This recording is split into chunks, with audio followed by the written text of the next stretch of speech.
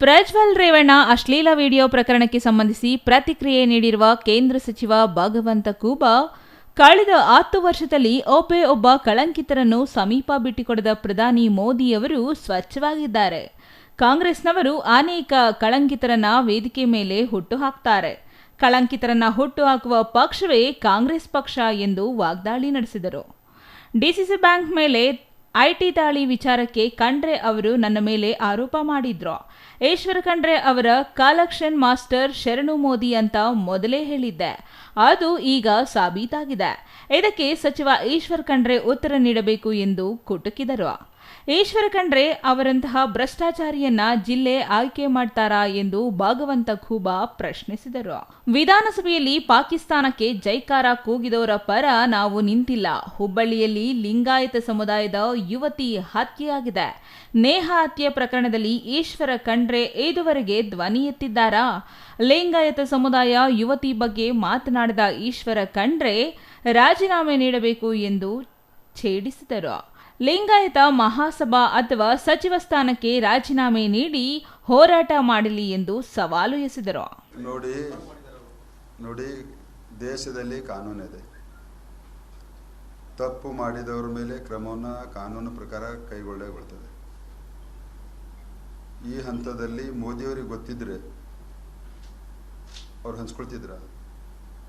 ಇಲ್ಲಿಯವರೆಗೆ ಮೋದಿಯವರ 10 ವರ್ಷದ ಕಾಲದಲ್ಲಿ ಒಬ್ಬ ಕಳಂಕಿತರನ್ನ ವೇದಿಕೆಗೆ ಸೇರಿಸ್ಕೊಂಡಿಲ್ಲ.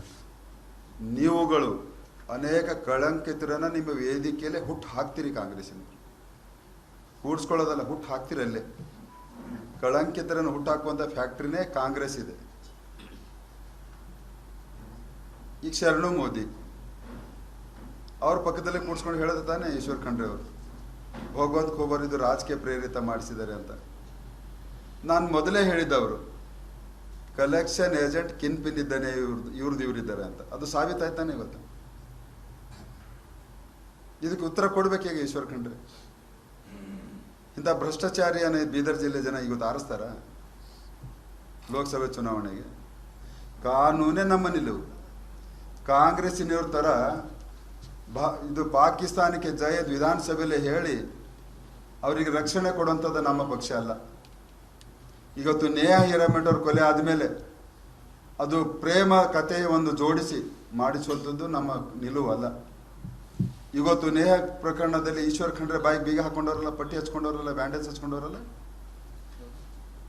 ಇದೇ ಏನಾದರೂ ಅವ್ರಿಗೆ ನೈತಿಕತೆ ಲಿಂಗಾಯತರ ವಿಷಯದಲ್ಲಿ ಮಾತಾಡಲಿಕ್ಕೆ?